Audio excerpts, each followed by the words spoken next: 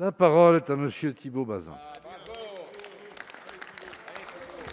Merci Monsieur le Président. Monsieur le Premier ministre, je viens vous alerter sur la situation très préoccupante des entreprises du bâtiment, bien mises à mal par la crise que nous traversons. Les commandes et les appels d'offres sont insuffisants.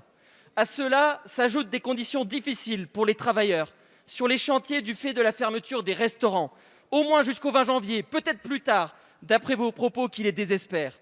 Outre les problèmes sanitaires, ils n'ont plus de lieu pour déjeuner au chaud alors que l'hiver est là. On nous a promis des améliorations, mais elles tardent. Un communiqué du gouvernement vient juste de paraître ce matin. Il y est seulement question de la mise à disposition de salles municipales sous la responsabilité des entreprises après un accord préalable. C'est un premier pas qu'avec mon collègue Marc Le Fur, nous trouvons ni assez pragmatique ni suffisant et de plus bien lourd pour des communes déjà bien sollicitées.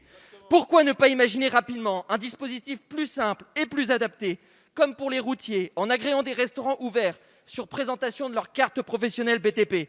Monsieur le Premier ministre, quand allez-vous vraiment permettre aux ouvriers et aux artisans de disposer d'une pause déjeuner digne de ce nom? Merci. La parole est à Monsieur Joël Giraud, secrétaire d'État chargé de la ruralité. Oui, merci Monsieur le Président. Mesdames, Messieurs les députés, Monsieur le député Thibault Bazin, vous le savez, vous venez d'ailleurs de le dire, Jacqueline Gourault, la ministre de la Cohésion des territoires et des relations avec les collectivités territoriales, et Alain Griset, le ministre délégué chargé des PME, ont annoncé que les communes et collectivités territoriales peuvent désormais mettre à disposition des salariés des entreprises du BTP des salles polyvalentes pour effectuer leur pause de déjeuner. Depuis l'annonce du second confinement, la restauration des salariés du BTP a été rendue, vous avez raison, difficile au regard des conditions climatiques liées à la période hivernale.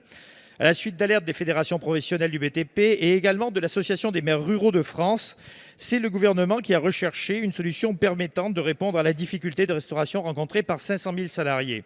Pour les communes qui ont des salles disponibles et qui répondent aux recommandations sanitaires, le chef d'entreprise pourra simplement envoyer au maire un courriel indiquant qu'il sollicite la mise à disposition de la salle pour une période prédéfinie et qu'il s'engage à respecter des clauses comme la responsabilité de l'employeur ou le respect du protocole sanitaire. Le maire répondra alors en donnant son accord par courriel, en ajoutant éventuellement des conditions supplémentaires propres à l'équipement. Et la mise à disposition par les collectivités doit être réalisée à titre gracieux. C'est la conclusion de l'accord avec la MRF. Les risques sanitaires étant plus élevés à l'occasion des repas, les conditions d'occupation devront prévoir la présence simultanée de groupes réduits et privilégier un échelonnement des temps de pause et prévoir une aération des locaux entre les différents groupes. Le Haut Conseil de la santé publique, dans son avis du 4 octobre 2020, a émis des recommandations dont il convient de s'inspirer. Les préfectures ont déjà été informées de la démarche. Elles sont à disposition des entreprises et des collectivités locales pour en assurer la bonne mise en œuvre. Vous en conviendrez, nous ne pouvons que nous réjouir que la concertation sur la gestion de la crise conduite de manière permanente avec notamment les associations représentant les élus locaux ait permis de définir une solution qui est très concrète au service des entreprises de proximité. Ce sont des solutions pragmatiques qui répondent à un impératif autant économique qu'humain, et tout ce qui contribue à faciliter l'activité des entreprises, en particulier des plus petites d'entre elles, doit être encouragé. Merci, Monsieur le ministre. Monsieur Bazin. Monsieur le ministre, ce n'est pas satisfaisant et bien complexe. Il faut encore améliorer votre réponse. À cette situation déjà tendue, le projet de loi de finances menace le secteur d'un coup de poignard dans le dos.